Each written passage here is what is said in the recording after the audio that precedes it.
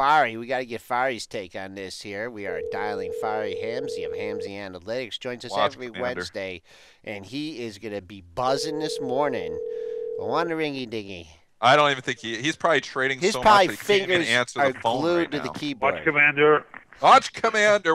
We're under siege here, Watch Commander. We are down 26 Do you have your missile points. keys?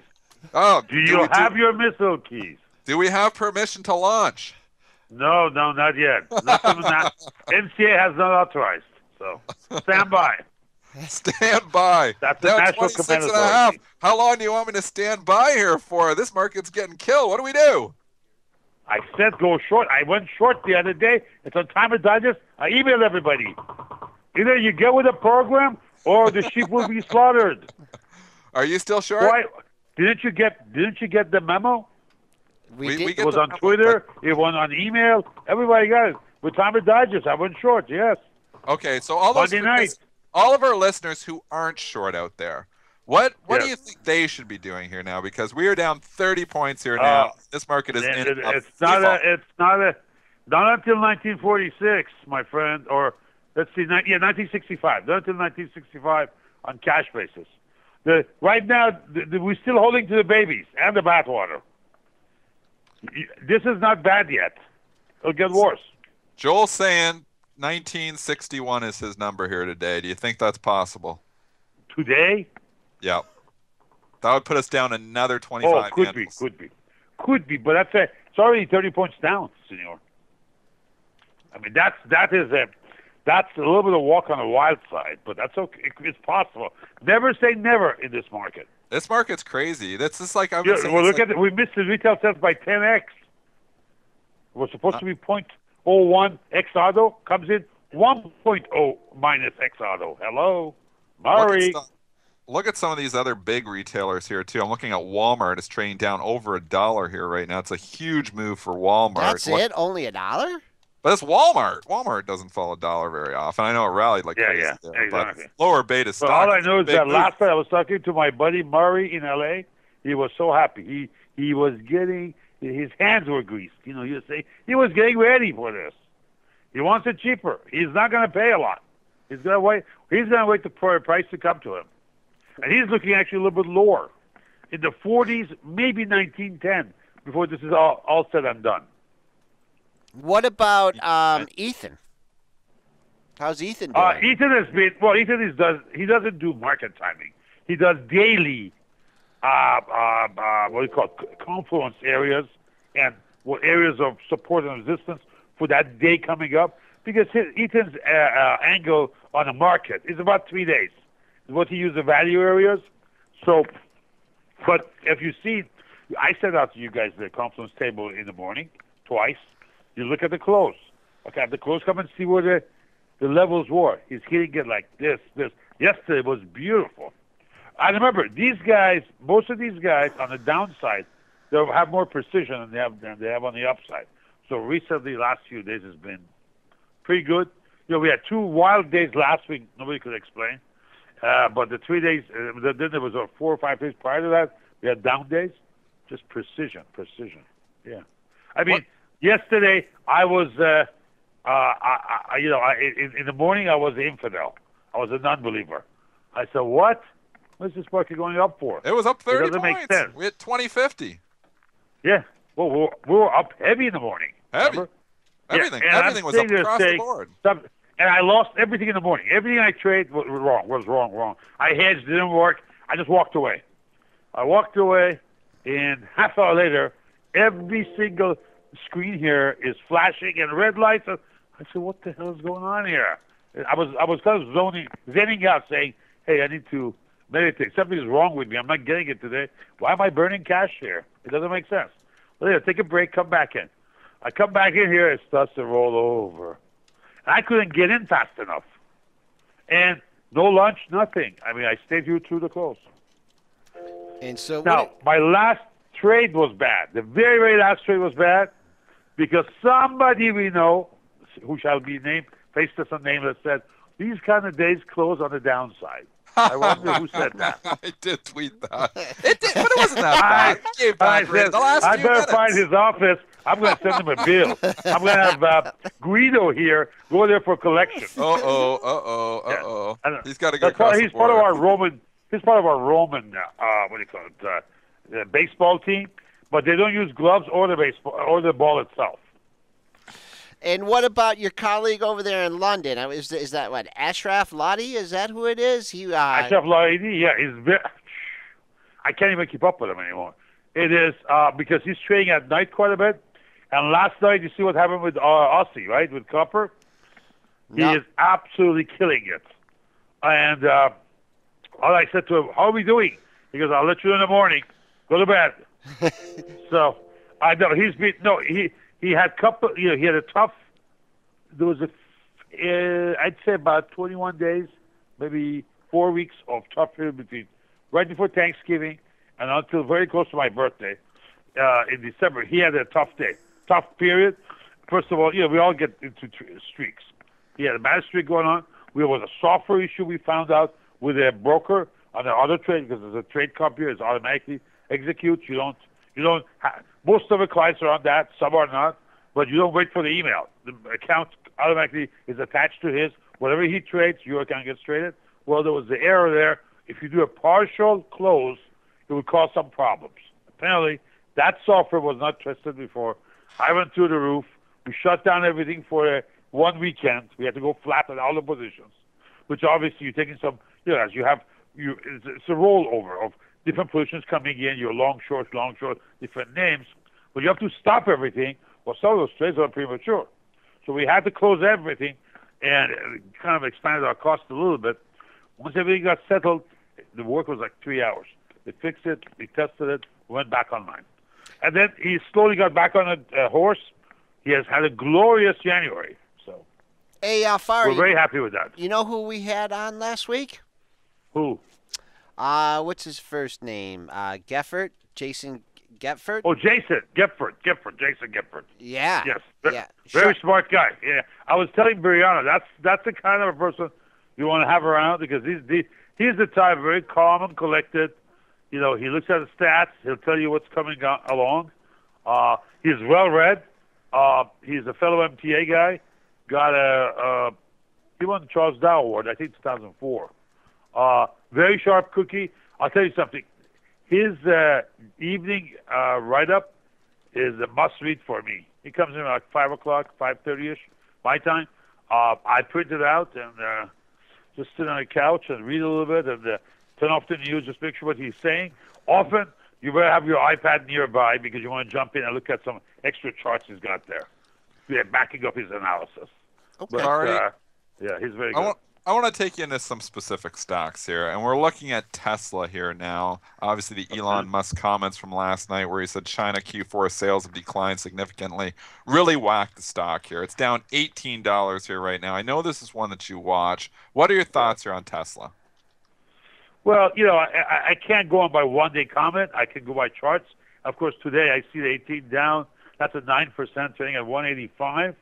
I'll go to my daily chart right here. This is weekly. Hold on. Give me a sec. You were leaning a little bit to the bullish side on that one, I think, last week. I don't know if you did anything on it, but No, I didn't. We did nothing. We did nothing last week because we had so much going on with the stock index futures. And, earnings for sure is coming up. So we have some positions on the book. We will be getting back into these. But our first trade coming up will be the banks for Friday. Probably put something on tomorrow morning. Waiting for the banks for Wells Fargo and JPM. I'm not much fond of Well, they were this morning, Wells Fargo and JPM. We got Goldman on Friday. JP Morgan and Wells Fargo both. Well, JP Morgan missed and Wells Fargo came in line. That was earlier this morning. Where are we at? Was it this morning? Where am I? So I'm missing it then. All right. I thought it was on Friday. Goldman's Friday. Goldman's Friday. Well, okay. Then we have to play Goldman. Where are we at in Sigma land here in this Hold on. Tesla? Let's talk about that. 188. They're at 3 Sigma. Ooh. Already on the daily. It's a 188.33. 3 Sigmas have closed last night. So they have gone beyond that. All right? Let's come back here to weekly. Just bear with me a second. And on weekly, oh, wow. 180. 180. 175. 175 is the weekly right now. The 2 sigma is 195. So we're between 2 and 3 right now. Okay, so as of right now, as it opens right now, obviously you really need to get today's close if you want to be analytical about it. If you want to nibble in, you're getting to an area that's getting flushed. But with this market action like this, okay. And here's the thing I had a problem with yesterday. Why was I infidel yesterday? When they said, "Oh, the great earnings report from AA." Mm-hmm. All right? Yeah, listen, there's an old Persian proverb that says, "With one bloom, you don't have a spring." Okay? This is the first thing in. First, it's a $16 stock. Okay, yeah, I granted they had a great report. Don't get me wrong. Top line and bottom line are both awesome. Okay, fine. But it's a $16 stock and it's one name. Hello? To me, the morning show of Comedy Central was a bull trap. They brought all the sheep in, and by Slaughtered them. 11 o'clock they were totally slaughtered. And slowly, very slowly, they didn't know where the pain is coming. Now they know. Today they do. There's pain all over the place. The pain train is in full effect here right now, Fari. I'm just looking across the board. We first Everything talked about is it down. back in Labor Day. Remember the guy said going back to 100? We talk about the oil. All of this, the underlying of all of this is what? It's oil, my friend. It's oil. You heard it right here, Benzinga. But even yesterday, yesterday oil actually came off of the lows and was holding up kind of fairly well yesterday, and the market still rolled over. So oil really wasn't the sell-off from yesterday, was it? No, but you got to realize over the weekend, or was it Sunday night, or was it Friday close? Somewhere in there, we had a 44.20 print. Yes. Okay, and the 44.20 print, 40 is in play. Now remember, 33 was the low in, I believe, December 2008 on a continuous contract, not what do you call it, constant dollars. I realize that. On continuous contract. Remember, some of these trades, they go in continuous contract. But if you look at that 33, my friend, so with the thinking of possibly we may have 40 or 33, you know what? Now each dollar is a huge percentage. And, a dollar move here is very different than a dollar move at 90 or Great 95. Right? Yes. So as this thing collapses down, you're going to have banks in problem, economies in problem. I was talking to a friend of mine down in Louisiana. Oh, she's complaining big time. Like, you have no idea what's happening down here to all of us. So, and she's well off, but, people get dramatic quick. The point is, and the retail sales like this, so wait a second, the cheap oil gas prices are supposed to help retail sales. So something else is off. Right. Okay, Fari. Well, that's a good point there, too. I mean, the retail sales, well, maybe it just hasn't hit it yet. Maybe it's going to be better next quarter or something. But you're right. Like, the retail sales not coming out well, and the gas prices, are at multi-year lows here. So not sure why. Maybe it will get better next quarter. What do you want to do? Go work for Obama?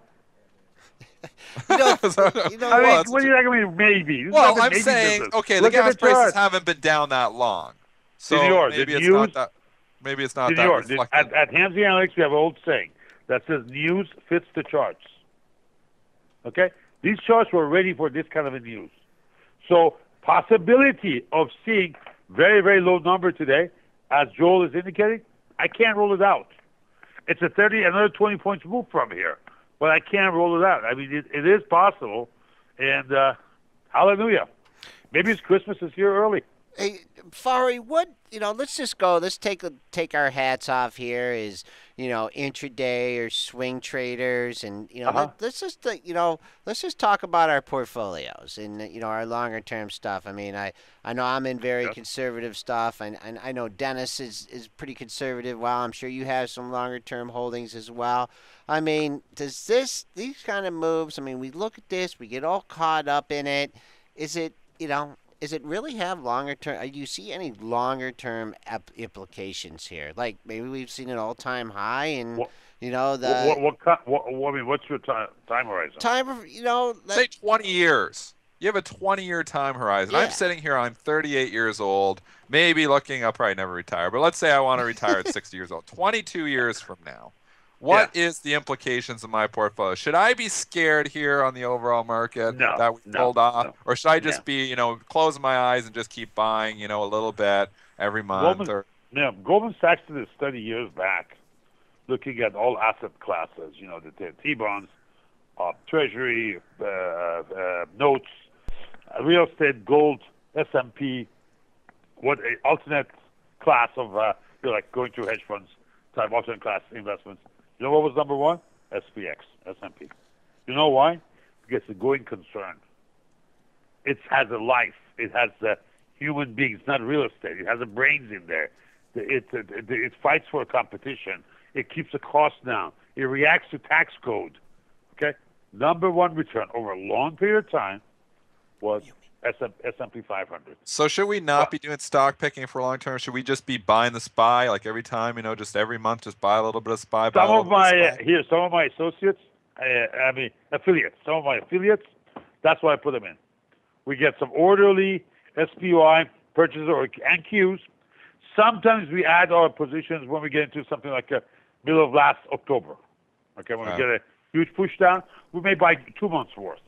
And then sometimes we give some away, cash out a bit where things get a little bit too frothy. We have been running up the 2 sigma. If you look at the monthly, we've been pushing 2 sigma. Last month we touched it. Here, I'm talking about this SPY itself. For that matter, Qs. My sister, she's a very avid buyer of Qs. Now she has a problem selling. She hardly sells anything, but that's a different problem to have. Average person needs to kind of move around with their portfolio. She has usually a fresh cash coming in because of like bonuses she gets, what have you, and they sell, some asset and she gets that. So she keeps buying. But most people, you need to touch a little bit. I would say in a long-term picture of things, even a 2-year to 3-year problem, you shouldn't worry about it. Now we're getting into area that's unknown. I posted, and some people got a little bit upset with me.